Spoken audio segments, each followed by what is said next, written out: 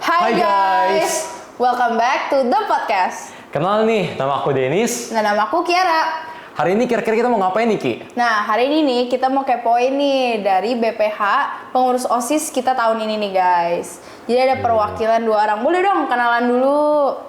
Jasa dulu deh. Halo semuanya, nama aku Jessa. Aku apa ini? Dikasih nggak? Boleh. Aku sebagai wakil ketua OSIS SMP. Jika. Hai semua. Hai semuanya, nama aku Kayla. Aku sekretaris SMA. Oh, Oke. Ya. Sekarang Keren banget. boleh kita kepoin kali ya, Ki, daily activity anak Boleh. OSIS itu gimana sih? Boleh. Oke, sekarang kita tanya dulu ya. Kenapa sih Cikaila sama Jessa ini pengen banget masuk OSIS dan sekarang udah jadi BPH nih?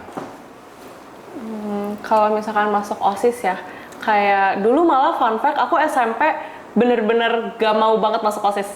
Kayak, lu ngapain sih masuk OSIS, bener-bener capek, terus kan kita punya banyak ulangan, banyak materi-materi yang harus kita kejar kan. Tapi kalau misalkan SMA, aku ngerasa justru masuk OSIS tuh suatu kesempatan yang besar, kayak nanti kuliah aku nggak mungkin bisa masuk OSIS gitu, nggak ada OSIS di kuliah. Makanya menurut aku masuk OSIS tuh benar-benar satu kesempatan yang besar dan jangan disia-siain sih. Setuju. Bener banget. Kalau Jessa nih gimana nih Jessa? Aku justru kebalikan sama Cikaela. Oh, kebalikan. Aku tuh kalau SMP itu kelas 7, pertama kali masuk SMP itu langsung, kan waktu itu kelas 7 HP aku tuh Serdimas. Jadi kayak Serdimas kan waktu itu pembina OSIS juga. Jadi kayak pas disodorin, oh ya ada rekrutmen OSIS, aku kayak join aja nggak sih gitu. Terus habis itu juga pengen sih, soalnya kan dulu tuh introvert gitu. Kalau misalnya ke orang baru nggak bisa kayak sekarang, kayak langsung ngomong kayak so asik gitu nggak bisa. Jadi kayak harus nggak tahu mau ngomong apa gitu. Jadi mau masuk OSIS buat ngembangin skill komunikasi, public speaking gitu-gitu. Terus ya sekarang bisa gitu jadinya gitu. Gitu sih. Banyak ya benefit masuk OSIS nih ya. Iya. Nah, nih mungkin nih teman-teman kita nih ada juga nih yang mau masuk OSIS. Boleh dong kasih tahu tuh gimana sih proses kalian tuh untuk masuk OSIS tuh apa aja sih yang dilewatin? Kalau misalkan masuk OSIS tuh pertama-tama pasti dari HT udah bakal kabarin kayak misalkan oh OSIS ini buka rekrutmen, kayak Jessa tadi bilang kayak HT-nya Serdimas, ya Serdimas bakal ngomong kayak oh ini OSIS buka rekrutmen, daftar di link ini. Nanti di link itu bakal kayak ada isi apa ya Jessa namanya, kayak nama, kelas, rapot kayak gitulah. Terus nanti ada interviewnya juga. Interview langsung. Oke. Ada step-stepnya berarti ya. Banyak ya stepnya ya. Terus kalau kalian jadi OSIS itu suka sama dukanya apa sih? Banyak nih pastinya ya. Boleh lah, spill dulu lah. Sukanya kalau dari aku sih, tadi sudah dikasihin ya yang pertanyaan pertama itu kalau nggak salah. Benefitnya itu sukanya dari aku skillnya nambah gitu. Komunikasi aku sama public speaking sekarang udah lebih better daripada dulu. Terus dapat teman-teman yang juga suportif banget. Jadi aku bisa belajar banyak dari orang-orang buat public speaking aku juga. Terus kalau misalkan dukanya sih sebenarnya ada, cuman yang kayak harus ngeluangin waktu gitu kan. Tadi kita ada acara-acara, ada meeting, ada rapat, banyak banget. Tapi dari dulu kita sebagai OSIS kan juga volunteer kan ini sifatnya, bukan kayak dipilih, oh ya lu harus gini. Kita emang ya kita kasih diri kita buat interview OSIS, buat masuk OSIS. Jadi kalau misalkan kita ngeluh itu sebenarnya dari diri kita juga, soalnya kita sendiri yang milih buat siapin waktu buat OSIS ini gitu. Kalau aku perkembangan skill itu ada banyak. Jadi yang pertama udah pasti berpikir kritis, yang kayak mau nggak mau nih di situasi ini harus berpikir kritis gitu. Mungkin kalau berpikir kritis di luar OSIS bisa, tapi beda kalau misalkan lagi OSIS itu semuanya benar-benar ayo abis ini apa gitu. Kalau ada masalah ini harus diapain gitu kan. Nah itu perkembangan skill yang sangat-sangat signifikan, karena skill yang tadinya mungkin orang-orang udah punya semakin dilatih dengan adanya OSIS ini gitu. Terus yang kedua, kalau di kerjaan aku di sekretaris itu benar-benar harus teliti. Skill nulis, skill teliti, terus skill kayak ke guru-guru di sekitar, ini minta kayak guide gitu, yang ini gimana tulisannya, dan bikin surat, misalkan bikin surat formal, itu benar-benar satu skill yang mahal sih buat aku. Dan kayak susahnya jadi OSIS udah pasti kita ada kayak masalah-masalah kecil, masalah-masalah minim yang yang harusnya nggak harus terjadi. Misalkan kayak Kiara nih, aku ambil contoh ya. Misalkan Kiara telat datang ke ruangan OSIS, terus ruangan OSISnya dikunci. Padahal kan itu kesalahan minim yang tadinya Kiara bisa kayak lakuin untuk buat nggak terjadi kan. Dan itu benar-benar satu orang yang punya masalah itu bakal kemana-mana ke divisi semua orang gitu. Dan itu beneran jadi ya hal-hal sulit kecil lah di OSIS gitu. Kalau Jessa nih, dukanya apa sih? Dukanya itu tadi harus ngulangin waktu, terus mungkin kita kalau ada teman-teman gitu ya lagi hangout kan sering kan. Nah itu kita aku sebenarnya mau gitu ikut, tapi karena mungkin bentrokan waktunya gitu sama rapat atau apa, jadi nggak bisa ikut gitu. Kalau saya nggak tentu. Terus nih, kalau di OSIS tuh kan pastinya perlu ya tanggung jawab ya. Jadi di OSIS tuh kan tanggung jawab tuh sangat banget dilatih nih. Kalau menurut kalian tuh gimana sih supaya kita tuh bisa lebih tanggung jawab lah di dalam kehidupan kita sehari-hari gitu? Tanggung jawab ya. Tanggung jawab tuh biasanya bentuknya macam-macam sih. Tapi kan sebagai pelajar udah pasti tanggung jawab kita kan tadi nilai, akademis, dan OSIS ini kan. Dan tanggung jawab itu dilatih sebenarnya dari awal udah ada. Jadi ketika kita masuk OSIS, kita dikasih satu title nih. Menurut aku satu title tuh penting. Kayak misalkan kalian masuk divisi apa. Kalian tahu di title itu tugas kalian adalah A, B, C, D. Dan itu bikin tanggung jawab dari pertama itu udah ada. Terus gimana kalian jalanin berikut-berikutnya, ya itu balik lagi ke diri masing-masing. Tapi kalau aku biasanya ngatur prioritas. Jadi di balance sama sekolah dan sama OSIS gitu. Dan tanggung jawab itu kan yang tadi aku bilang, title tuh dari pertama penting. Tapi sebenarnya title itu ujung-ujungnya bakal kerja bareng juga. Jadi kayak nggak ada yang lebih keren satu sama lain, tapi ujung-ujungnya kerja juga bareng kok gitu. Sama sih aku juga, soalnya sharing dikit ya, waktu itu tuh aku pernah dikasihin kayak skala prioritas juga.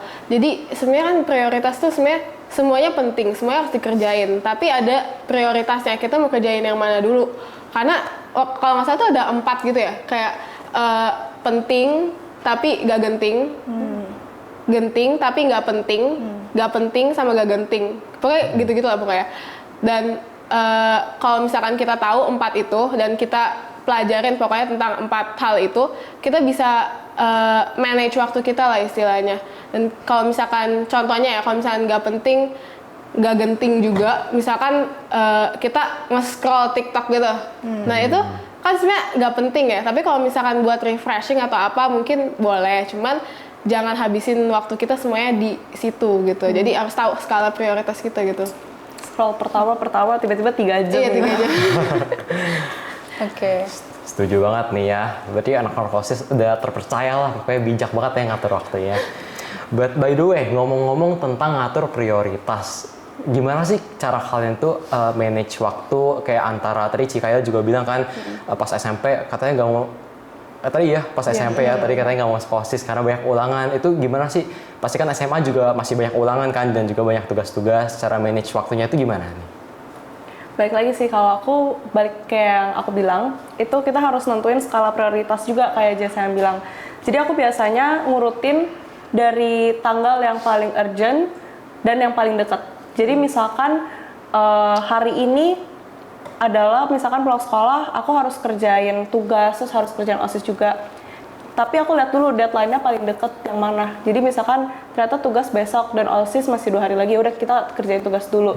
Dan biasanya aku suka pakai waktu dengan sangat-sangat sempit. Jadi misalkan aku di sekolah punya waktu asinkronus, aku bakal kerjain tugas OSIS dulu nih. Terus kalau di sekolah kan komunikasi sama yang lain juga gampang kan, ketemu pengurus OSIS yang lainnya. Jadi kalau ada ribet-ribet apa tinggal nanya, tinggal datengin orangnya kan. Jadi lebih cepet. Terus nanti pulang ya aku ngelakuin prioritas aku, misalkan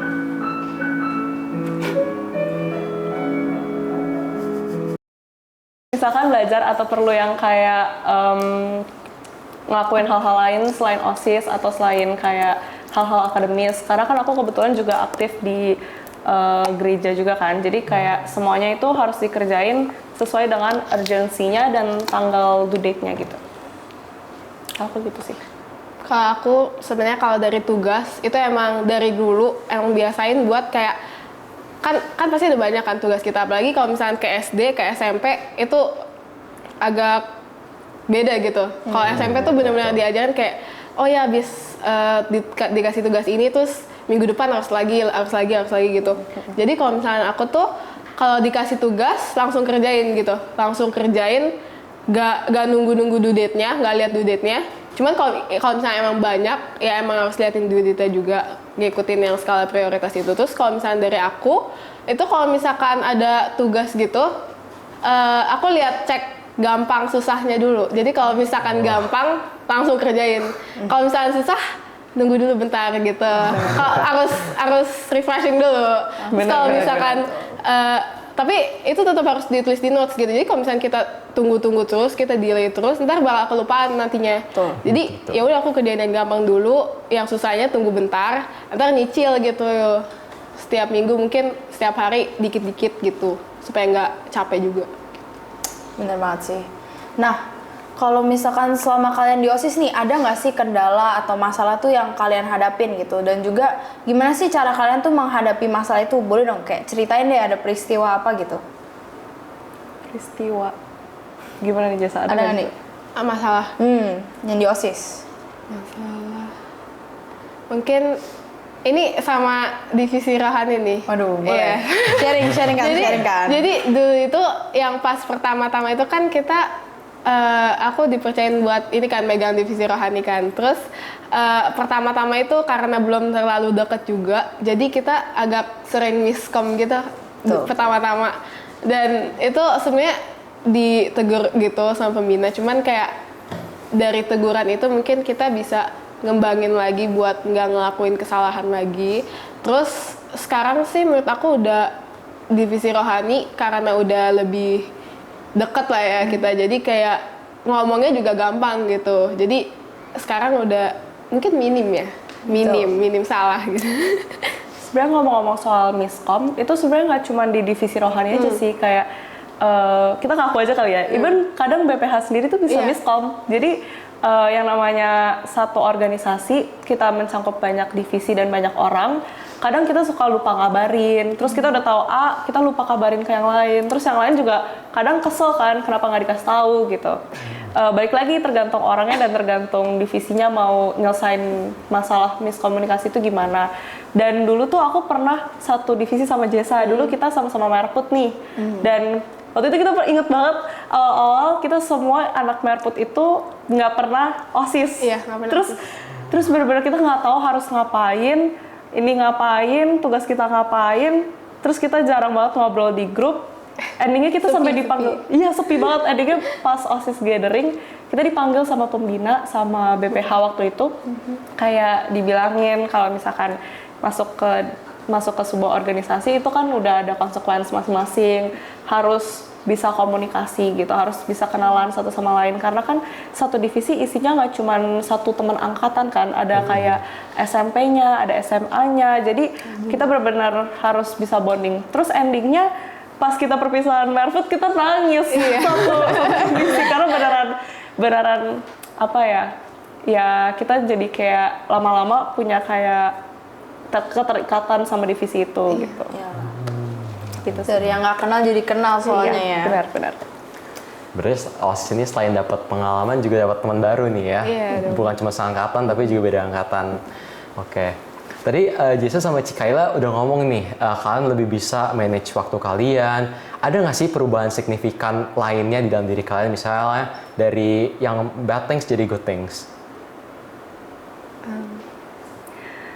Aku nggak tahu ini bad atau good, tapi ada satu hal yang benar-benar beda. Jadi aku tuh bukan dulu orangnya tipikal orang yang nggak harus ada HP.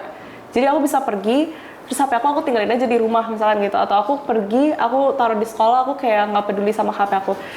Tapi semenjak masuk BPH dan masuk OSIS, itu rasanya kayak 24 jam tuh harus ada HP. Karena kita nggak pernah tahu kerjaan tuh datang jam berapa. Bisa tiba-tiba jam 8 malam, bisa tiba-tiba siang, pagi.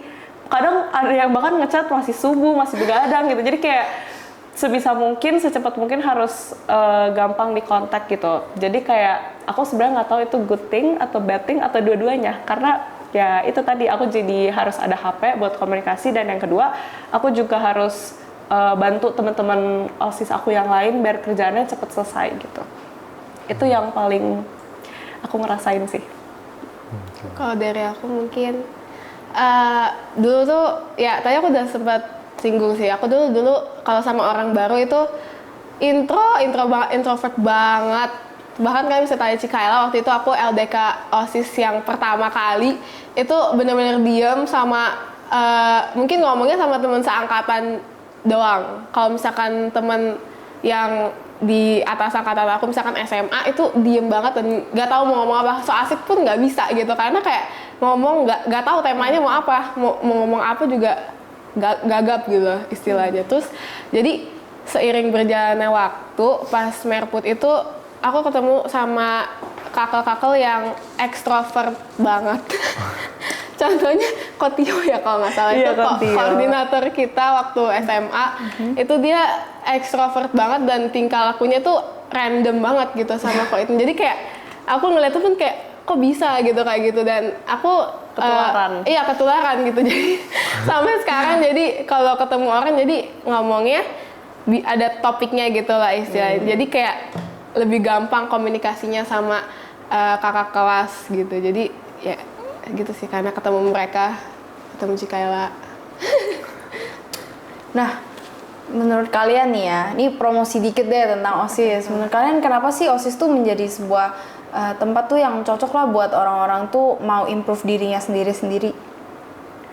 Kalau dari aku udah sempat ngomong di pertama kenapa aku masuk OSIS itu sebenarnya, karena kan tadinya aku nggak mau ya pas SMP, terus SMA aku tiba-tiba mau karena itu pertama OSIS tuh kesempatan yang nggak bakal ada buat kita nanti kuliah gitu, cuman ada untuk SMP dan SMA.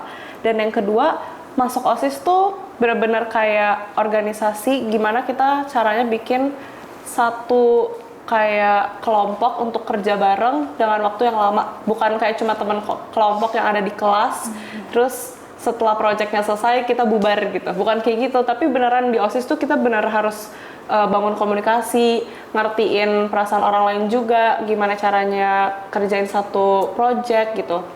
Dan menurut aku itu yang nggak didapetin dari kayak bikin tugas project di kelas pada umumnya. Dan kayak OSIS tuh satu organisasi di sekolah yang paling deket sama siswa-siswa gitu. Oh ada organisasi ya OSIS gitu kan. Dan kayak balik lagi sih, kayak OSIS tuh beneran nyediain semua hal-hal di luar akademis. Jadi kayak kita beneran belajar berpikir kritis, belajar kasih pendapat, belajar nyelesain masalah, dan itu dalam waktu yang panjang. Oh setelah masalah ini selesai, kamu masih harus kerja sama orang itu lagi loh, dan itu bukan satu hal yang mudah dan didapatkan di kelas gitu. Bener banget.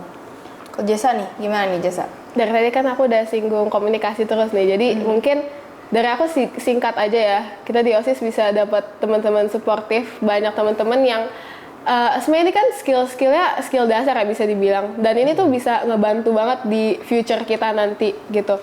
Jadi ya dari aku singkat aja sih, bisa dapat teman banyak, suportif, bisa ngebantu kita, terus kita juga bisa dapat insight baru gitu. Bahkan sebenarnya nggak cuma teman aja sih, kayak misalkan kita mau kerja sama buat bikin Friendship Day atau Independence Day, itu kan kita bakal sama TU, sama sapam di sekolah, sama GS, dan itu bikin rasanya kayak orang-orang di sekitar kita di sekolah tuh nggak asing gitu, kayak benar-benar hadir buat bantuin sesama gitu. Berarti jadi comfortable lah ya. Iya, betul. Oke deh, sekarang pertanyaan selanjutnya nih ya. Bagaimana sih cara kalian tuh mengukur kalian tuh udah berhasil belum sih jadi BPH di OSIS? Singkat jawabannya satu. Duluan.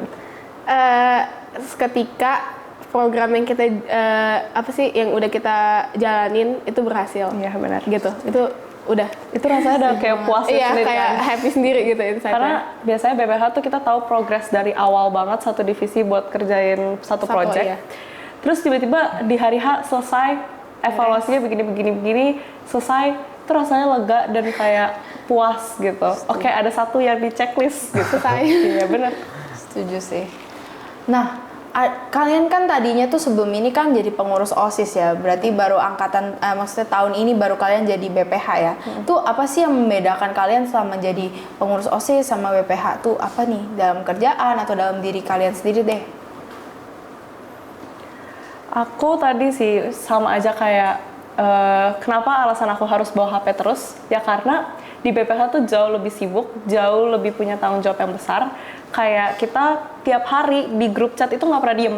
Jadi kalau misalkan divisi lain mungkin masih ngechat kalau lagi ada satu project, kita enggak. Kita tiap hari, bener-bener tiap hari. Topiknya beda-beda. Kadang satu orang bisa masuk ngomong, oh iya ini proposal ini udah jadi ya. Terus ada lagi satu, iya sorry potong. Ini update-nya gimana ya guys? Terus nanti masuk lagi. Terus nanti di bawah kita harus jawab yang 1, 2, 3 gitu. Jadi bener-bener yang hektik di satu grup. Dan tiap hari tuh WA selalu nyala gitu. Dan kayak bedanya dari yang lain, sebenarnya jadi PPH tuh nggak ada yang apa ya, kalau aku sih nggak ada yang satu hal yang spesial. Maksudnya kita bakal kerja bareng-bareng sama divisi-divisi lain, kita bakal kerja sama orang-orang lain, ujung-ujungnya pokoknya kita bakal kerja, cuma title-nya aja beda dan tanggung jawabnya lebih banyak aja. Dan kayak kita juga butuh divisi-divisi lain untuk kerja, dan divisi-divisi lain juga butuh kita untuk guide mereka biar tugas-tugas mereka tuh selesai gitu. Jadi menurut aku dua-duanya, BPH atau nggak BPH, sama aja. Oke. Kalau dari Jessa? Aku dulu kan sebenarnya anggotanya, aku sebagai anggota tuh kayak dulu tuh gak aktif gitu. Kayak misalnya aktif, tapi kalau misalnya disuruh kasih pendapat tuh kayak agak malu gitu loh buat kasih pendapat gitu. Jadi kalau misalnya sekarang sebagai BPH itu mungkin harus cepat gitu loh, kasih pendapat tuh harus cepat. Terus kalau misalnya ada masalah sekecil pun tadi yang dibilang Cikaya tuh harus langsung, otaknya tuh harus langsung muter gitu loh. Kayak, oh ya kalau misalnya ada masalah ini nanti kerjainnya gimana, nextnya gimana ya, maksudnya cara benerinnya gimana supaya nggak terjadi lagi gitu. Lebih gitu dong sih sebenarnya. Oke. Sekarang kita ke last question nih ya. Ada nggak sih kejadian lucu yang pernah kalian alami selama jadi pengurus OSIS atau enggak ya BPH OSIS lah? Ceritain dong. Dulu. Jadi dulu kan kita sedivisi ya tadi, divisi Merput. Dulu tuh kita sama-sama punya anggota namanya dikasih J sama S ya. J sama S. Jadi kita tuh waktu itu lagi rapat rapat BHK. Abis upacara kan tapi? Iya, abis upacara kita rapat BHK. Terus itu sebenarnya semua anggota tuh kan udah ngumpul di atas.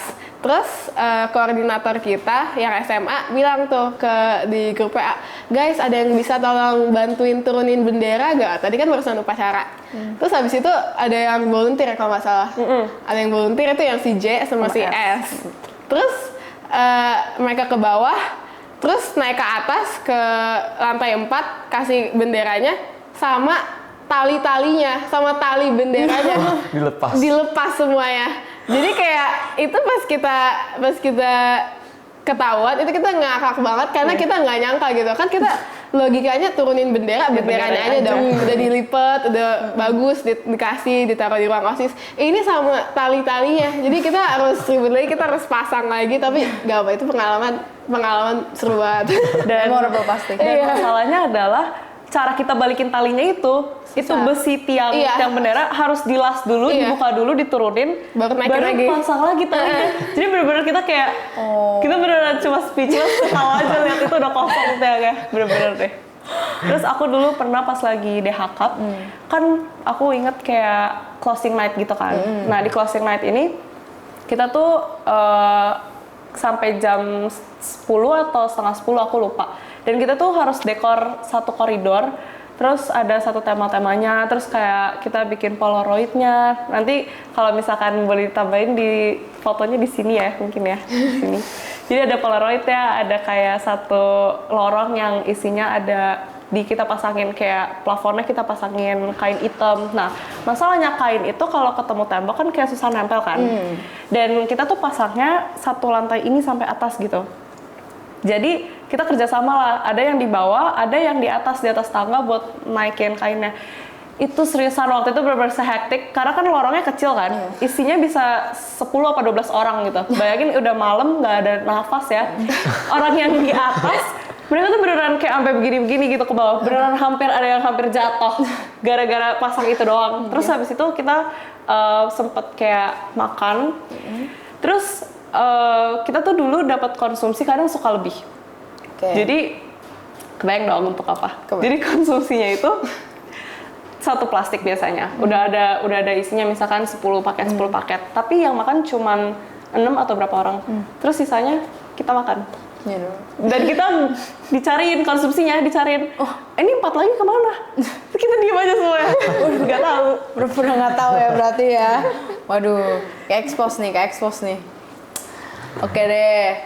Nah, segitu dulu nih guys dari pertanyaan-pertanyaan kita. Sekarang kita lanjut nih ke sesi Q&A ya. Boleh dong dibacain. Oke, Excel Alvelio. Susahnya OSIS yang nggak banyak orang tahu tuh apa sih? Bikin project. Rata-rata tuh kalau misalkan orang ngeliat kita bikin project kayak, oh ya udah ini udah selesai, terus nanti mereka benar-benar kayak ngejudge aja projectnya menurut kita begini-begini, kurang begini gitu kan. Tapi mereka nggak tahu sebenarnya untuk bikin project tuh susahnya minta ampun. Kayak kita harus ada perizinan guru, sekolah, bahkan kadang bisa sampai dinas atau kayak kepolisian. Itu beneran kayak semuanya itu harus ada izin dan iya sedetail itu benar. Terus habis itu misalkan sesimpel bikin friendship day, kita bisa benar-benar kayak punya konflik kayak kita mau tanggal segini, nggak bisa tanggal segini tuh udah retret gitu. Itu beneran kayak nentuin tanggal aja sesusah itu. Gimana cara bikin rincian jadwal, belum bikin jadwal ngaret, jadwal nggak ngaret, jadwal kalau hujan, nggak hujan. Itu beneran apa ya, orang kadang nggak notice itu, tapi sebenarnya kita sebagai pengurus OSIS kita harus plan semuanya.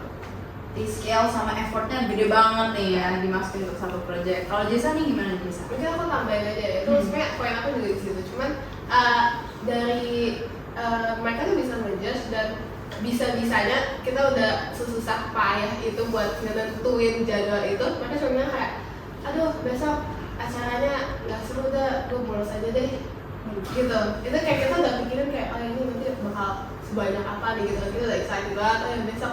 Tiba-tiba teman-teman kita kayak, aduh besok males banget, udah mager banget, udah akhir tahun, udah mendingan bolos aja dulu udah gitu. Kan kadang kekecewaan itu dari orang-orang kayak teman-teman dekat gitu kan. Bener-bener dari hati kita keluarkan. Berarti kalau partisipannya kurang, berarti itu bikin sedih juga ya. Boleh lanjut. Oke, yang kedua dari bianca.girly_. Gimana rasanya bisa masuk OSIS dan jadi BPH? Kayak jawaban apa yang tadi sih, jadi BPH kan sebenarnya nggak ada yang spesial banget, malah tanggung jawabnya wow gitu, sangat-sangat wow. Dan masuk OSIS rasanya seneng banget. Bahkan dulu aku SMP pernah waktu itu ada salah sistem, jadi Serdimas tuh email, jadi kan kalau keterima atau nggak keterima di email kan. Terus di email itu tulisannya aku ketolak, jadi beneran kayak ini nggak mungkin ini unbelievable ini, iya pede banget, ini nggak mungkin ini. Ternyata benar kayak Serdimas tuh salah sistem, dia salah kirim email, malah kebalikannya orang-orang yang nggak keterima dapat emailnya keterima. Jadi kayak masuk OSIS tuh ada bersyukurnya. Jadi aku pernah ngerasain rasanya kayak ketolak OSIS dan diterima OSIS gitu secara nggak langsung. Aku juga dulu jujur kalau naik BPH ya seneng aja, cuman waktu itu experience juga ya yang pas di email waktu itu aku bukan Serdimas ya? Apa Serdimas? Nggak tahu.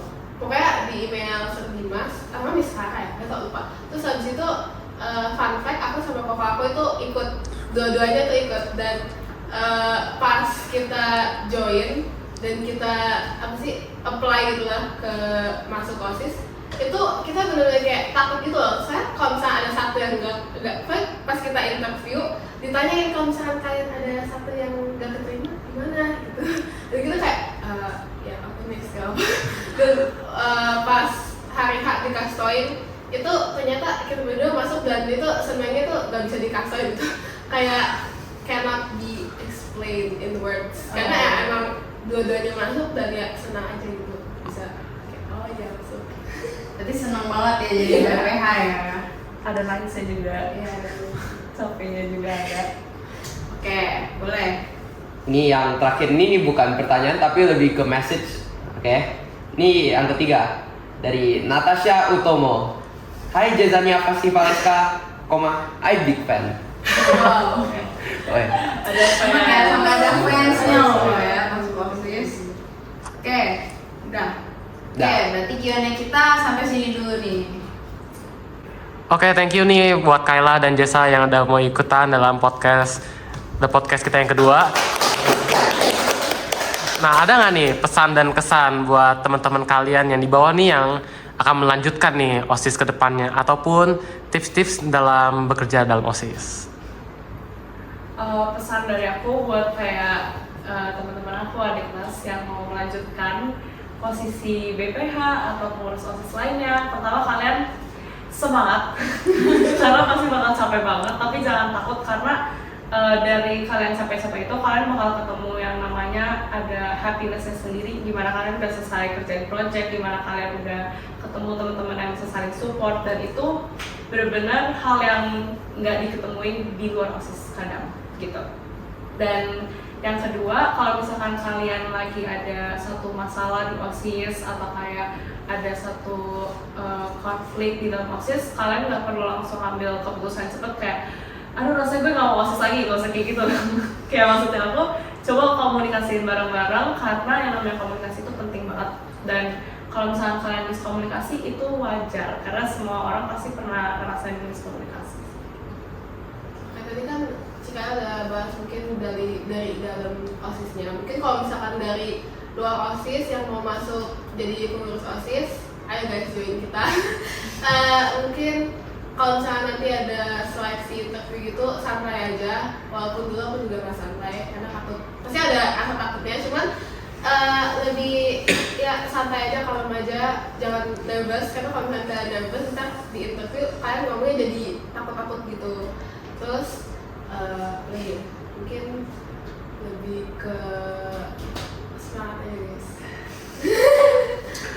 Ini pesan-pesan dari BPH kita nih ya guys ya, untuk kalian semua nih yang nonton. Oke, paling gitu aja sih guys.